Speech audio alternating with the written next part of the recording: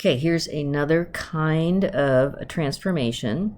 So here the transformation goes from P2 to P3.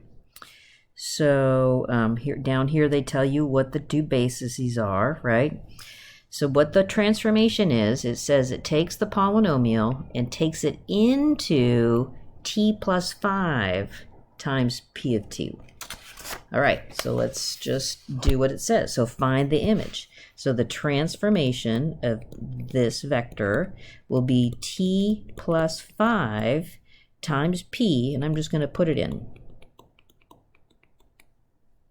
Okay, so I'll just hopefully let you, if you trust me, that I multiplied this out, so I got t cubed plus 4t squared minus 3t plus 10. So I just wanted to show you what I got in the end, because I want to compare it with what, and this took a bunch of multiplying it out, right? Okay, so let's do the show it's a transformation. So this, some people missed on the last quiz, or should I say test. So let's just make sure we know what that means. So I want to apply the transformation to tp plus q. So what does that mean to do? So this transformation says t plus 5 times the p, but in this case I've got p plus q.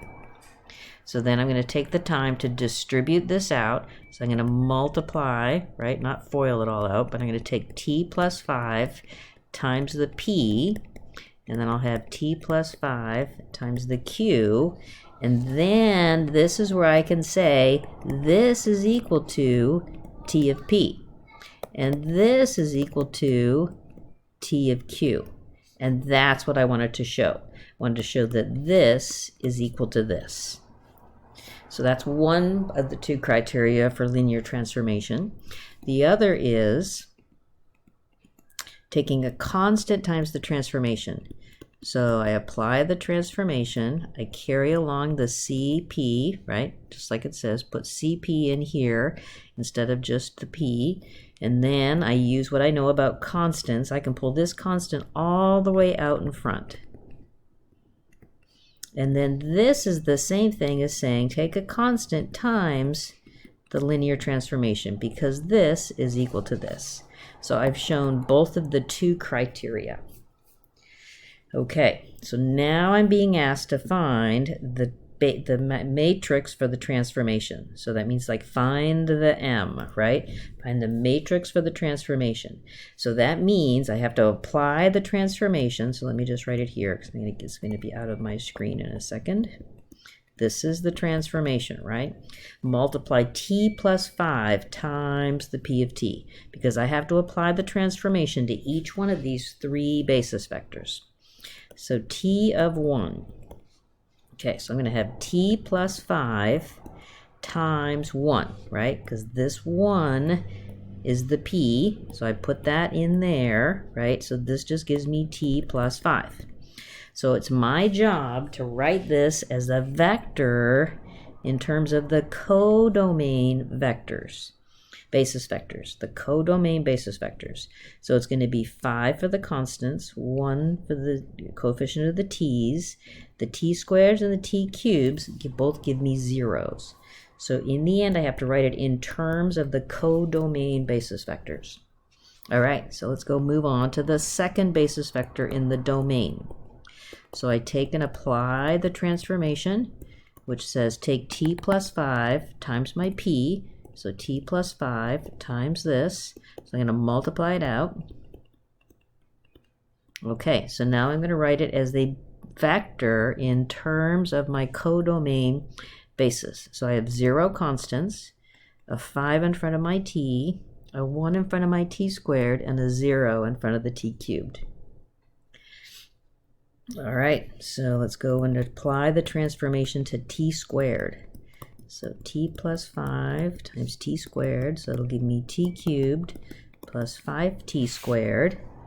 So writing this in terms of these three basis vectors, I'd get 0, 0, 5, 1. So now if I apply the transformation to t cubed, I'll get t to the 4th Oops, what did I just do? No, I was supposed to apply the transformation to... No, I did it all. Look at that. I just got mixed up here. Okay, so here are the 3 domain basis vectors, right? So now I'm ready to put together the M, the matrix for the transformation, right? Sometimes they don't say the word M, but this is matrix for the transformation T. So I put the 3 vectors in... 0, 0, 5, 1. Okay, so that's the matrix for the transformation. So now if I want to use M to find what this transformation gives me, remember I told you way up here, I got this ugly thing, right? So this ugly thing here, so let me just write it.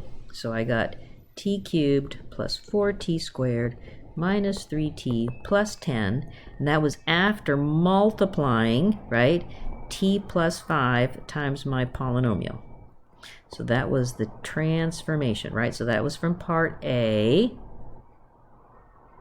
Okay, so now what I want you to do is to do the same thing, only use your new matrix M. So M times my polynomial, right? M will be this matrix 0, 5, 1, 0, 0, 0, 5, 1 times this polynomial. So I need to write it in terms of the domain basis vectors, right?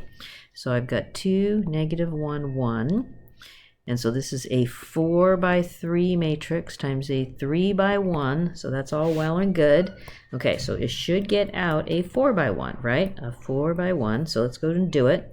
So I get 10 for the first entry, right? Because 5 times 2 is 0 and 0. So the second row, I'll get 2 minus 5. So that's negative 3. And then a 0.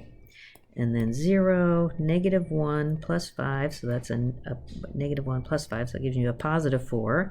And then 0, 0, and then a 1. Okay, let's compare. Is this the same as this? 10 is the constant, negative 3 coefficient of the t, 4 the t squared, and 1 the t cubed. It is. So this is a quicker, easier way, once you find the matrix, to find it, the polynomial instead of multiplying it all out.